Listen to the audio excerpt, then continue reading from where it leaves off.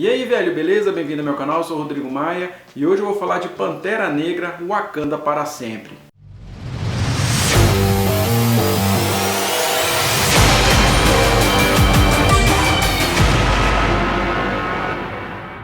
Olha, velho, além de Homem-Aranha Sem Volta Pra Casa, esse filme também superou minhas expectativas, viu? Então, velho, o início desse filme já começa meio tenso, né?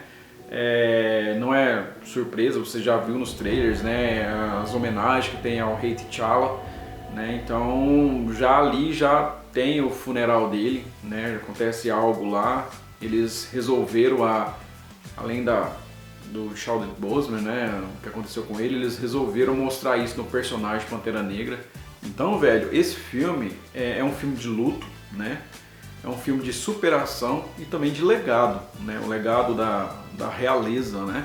E é muito fácil de você se emocionar, viu? A partir daí, a história em si do filme, ela se baseia em invasões de territórios, né? É França querendo invadir Wakanda, Estados Unidos, tudo por conta do Vibranium. Então, a partir disso, o pessoal lá das Nações Unidas, os países em si, eles cobram Wakanda, na Rainha Ramona no caso, né?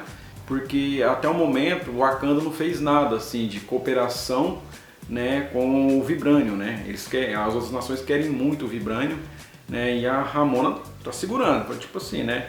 O problema não é o Wakanda ter, o problema é vocês terem. A Angela, que faz a Rainha Ramona, ela tem uma performance excelente nesse filme, sabe? Tem vários momentos lá que você vê assim firmeza da parte dela, né? Porque ela, assim, a rainha em si, ela perdeu tudo, né? Já são dois da realeza que se vai, né? Então ela se vê acuada ali com toda aquela pressão do reino, né, para tocar, né? E aí vem os outros países querendo a tecnologia de Wakanda, né? Que assim, o país está quebrado, ele está sem um líder, sem a figura do Pantera Negra, né? Mas ela, assim, ela se impõe e não dá o braço a torcer.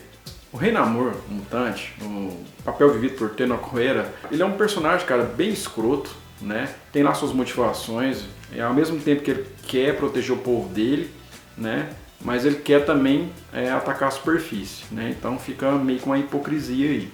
Tem momentos assim, cara, que ele se assemelha muito ao Loki. Ele quer fazer o bem ali naquele momento, mas depois ele é traiçoeiro.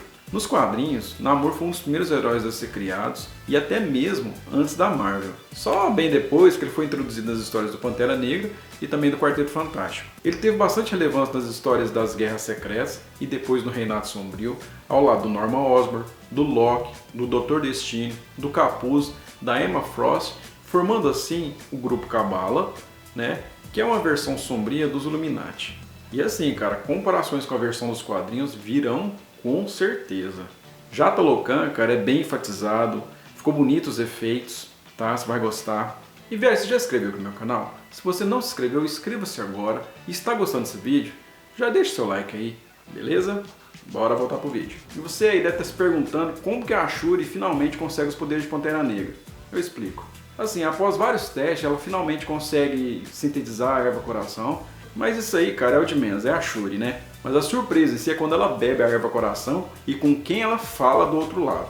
E olha, é um show quando ela vira Pantera Negra.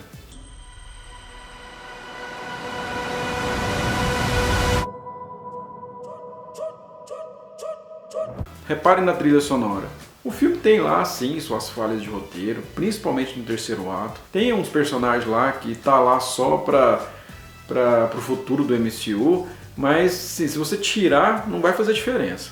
Um Baco nesse filme, ele tem muito mais tempo de tela, né, e ele vira tipo um mentor da Shuri a pedido do próprio Rei T'Challa. O povo dele não o chamou de general ou rei. Eles o chamaram de Kukulkan, o deus serpente emplumado.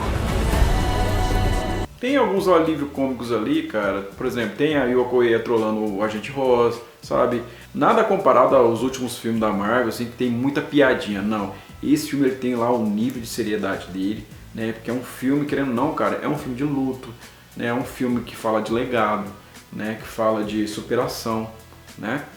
Agora vamos falar da Hayley Williams, que é a Coração de Ferro nesse filme, interpretada pela Dominique Thorne. Tipo assim, ela apareceu pela primeira vez nas HQs nas páginas da Invincible Iron Man, volume 3, lançada originalmente em março de 2016. Na época, os fãs ficaram meio revoltados, porque tipo assim, como assim, uma substituta pelo Tony Stark, né?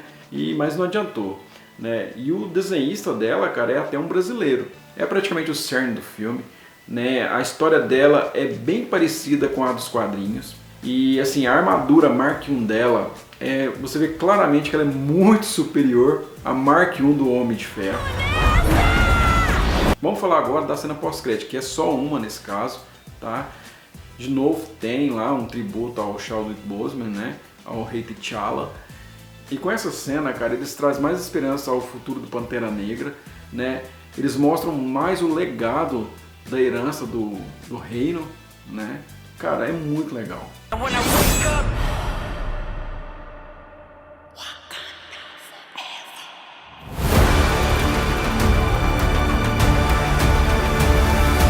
E velho, por hoje é só, espero que você tenha gostado desse vídeo. Pantera Negra Wakanda para sempre está em cartaz. Corra e garanta já o seu ingresso. Valeu!